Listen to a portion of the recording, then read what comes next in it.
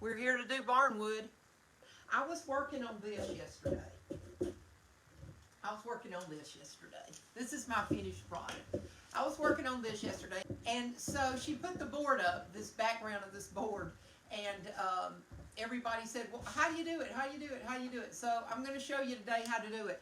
I have done this before, not necessarily with these colors, but I have done this barnwood finish. But so many of y'all wanted to see it, and so, you know, here we go. We're going to have a repeat performance of how to make this barnwood patina look, okay?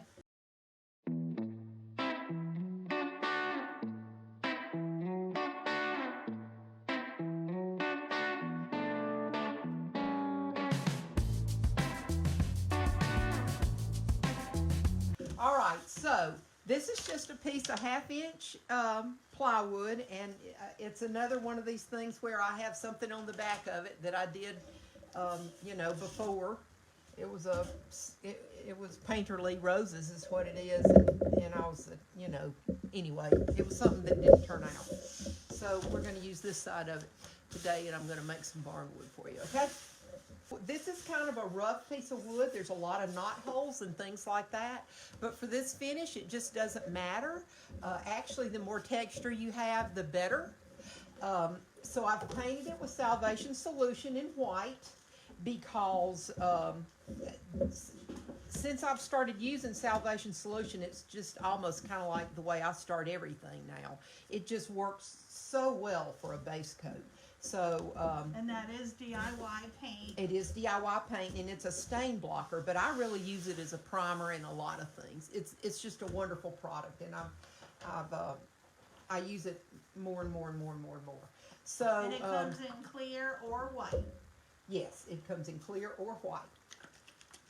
So I'm going to start, the colors that I'm going to use today to create the barnwood are Sandy Blonde, Tarnished Pearl, Weathered Wood, and Fire Starter. Okay, those are the 4 colors we're going to use. And we're just going to get started and get this thing going here. So the first coat, you just kind of smear it on here. See, those are big globs of clay. That's texture. For this particular thing we're doing, it's okay if you have, you know, lumps in your paint. The more texture, the better. So this first coat, you just get it on. Just cover your board.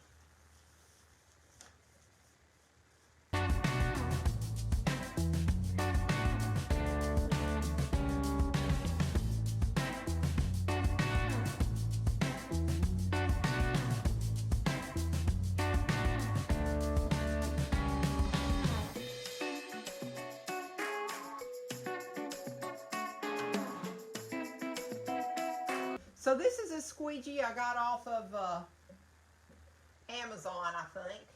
And it's a pastry tool. And you just take it and you work your paint. You just lightly start to drag your squeegee across this paint. Okay? And what color was that second color? This is Tarnished Pearl. Okay. So if you can use that, you know, any squeegee you have. Yeah, this is a silicone squeegee. All right, so that is Tarnished Pearl. Now we're going to put a dark color in here. This is Weathered Wood. This is Weathered Wood. Oh, Weathered Wood, okay. I didn't know if it was layered. The darker color, you know, you go a little bit lighter with it. Of course, if you get too heavy-handed, you just go back over it with another Colleen, we're just color. showing how to do it.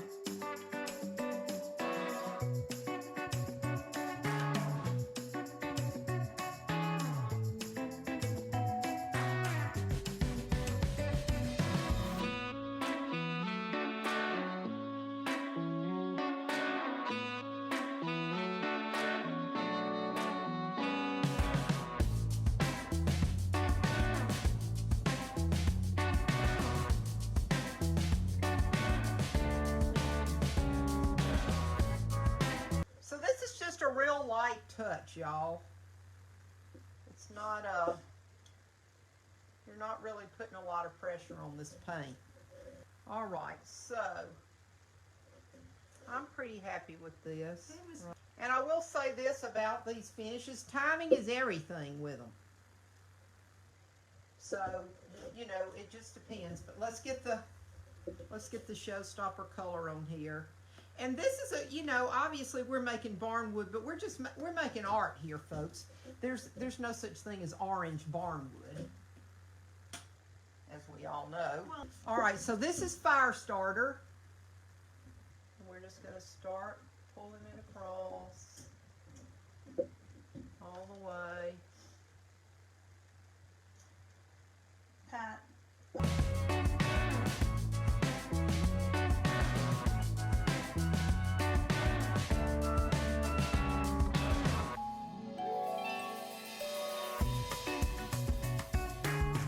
Okay, so now I think it needs just a touch of a little bit of this lighter color. It does. Need to tone the orange. That's a little bit too much orange for me. I agree.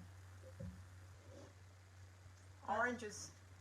But that's why it's easy, you guys. You don't like it, just add a little bit more paint. You just keep adding paint. And see, now I'm just barely sprinkling this paint around on here. Now I don't want to. I got a little bit of a big glob up there, but that's all right too. But we're gonna just blend this. Yeah, if you wanted more black, just add more black. Whatever you want. So basically you're using a brush on the first coat and then you start squeegeeing. That's right.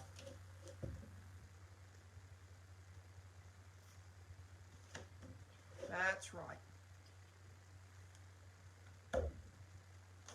And if you get too much, like I did right down there, here's what you do. You just squeegee it this way. I really don't want that to go on the floor. There. Now.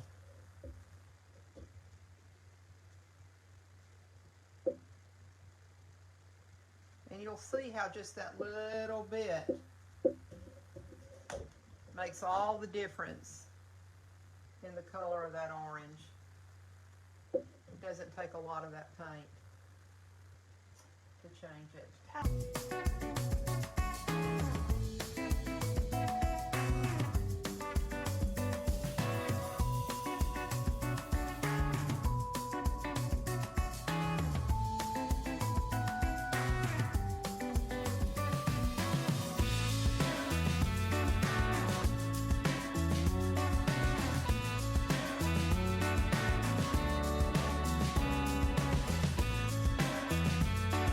So what you have to do, y'all, so you get your paint on here and you've decided you like what you see, and you stop.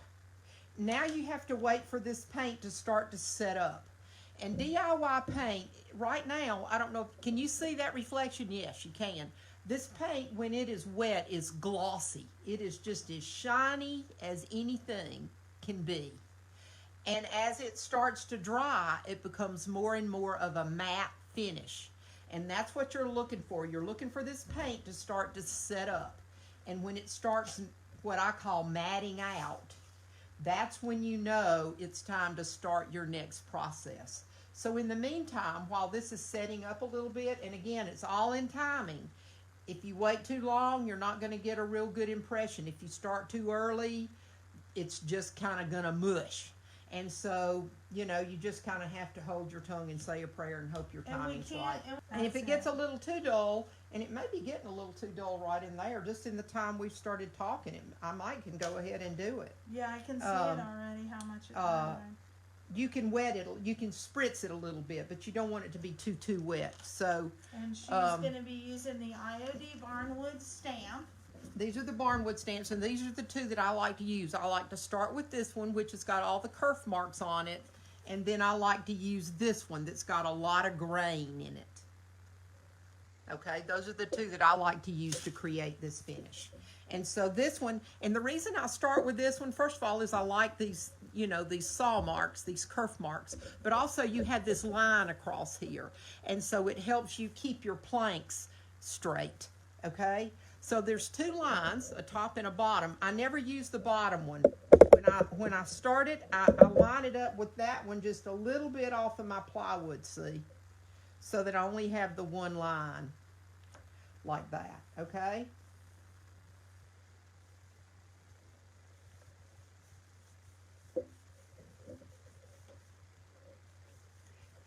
And when you're working with this, you know, you're pressing through several layers of paint. So, you know, push down, be firm with it. Yeah. And when you pull it up, you want to pull it up from both ends like this.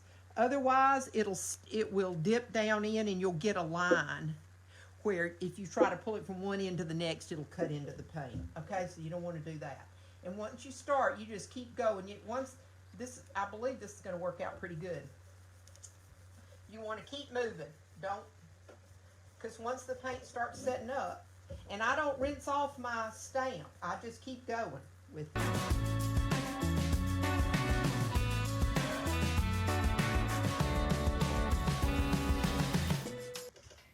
Now you can really see the wood grain across there. So remember, you guys, I know I am drooling. It's gorgeous. I think this one's prettier than the other one, and the other one was amazing. And when mine dries, I wax it. But you could just put a clear coat on it. You know, you could do. I mean, you know, you can top coat it however you want.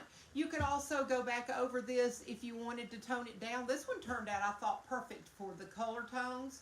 But you could use a dark and decrepit or the liquid barnwood patina to, you would want to seal it first, put a clear coat on, and then go back over it with either dark and decrepit or the barnwood patina and tone it down some if it was a little bit too bright for you. Again, this technique, and it's not hard. You just have to try it and play with it a couple of times. Spraying the water kind of helps, but it's not so much the surface that's wet, it's the consistency of the paint when you stamp the stamp into it. You want it sticky enough. DIY paint is a clay-based paint, and so it acts a lot like if you've ever worked on a potter's wheel or used that kind of clay. It gets sticky. This paint, as it dries, starts to get sticky.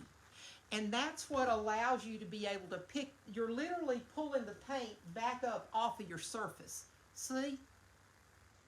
And that's what's allowing you to get all this texture. So just spritzing the surface doesn't necessarily guarantee that you can continue to get the paint to pick up.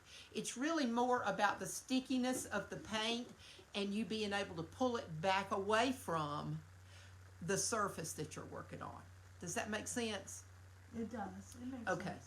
So spritzing the top, not necessarily. Once it gets too dry, it's just kind of too dry. So thank you so much. We appreciate y'all being here. If you haven't liked Funkature Gifts and DIY Studio, the link is up in the description, and we would sure love for you to follow us over on our page. I hope you have a wonderful weekend. Peace. Take good care, and thanks again.